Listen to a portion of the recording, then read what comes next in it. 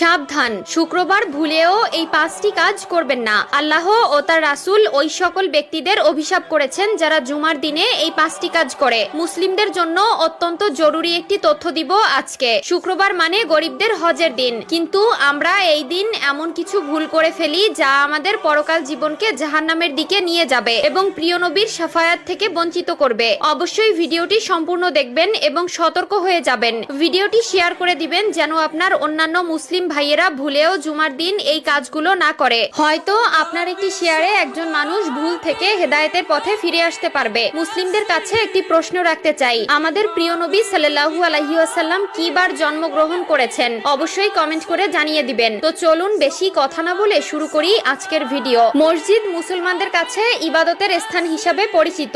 এরপরও আমরা মসজিদে এমন কিছু কাজ করে থাকি যা মসজিদের পবিত্রতা নষ্ট করে। তাই মসজিদের পবিত্রতা রক্ষার জন্য কোরআন হাদিসে নিষিদ্ধ বিষয়ের উপর লক্ষ্য রাখা উচিত। 1 নম্বরে কোনো নামাজি অন্য নামাজিকে উঠিয়ে দিয়ে বসা যাবে না। রুদ্দুল মুখতার 630। মসজিদের ভেতরে প্রতি ওয়াক্ত নামাজ একই স্থানে আদায় করার জন্য কোনো লোক নির্দিষ্ট জায়গা রাখতে পারবে না। 2 নম্বরে রয়েছে মসজিদে হারানো বস্তু তালাশ করা যাবে না, কারণ মসজিদে দ্বীনের কথা বা কাজ ব্যতীত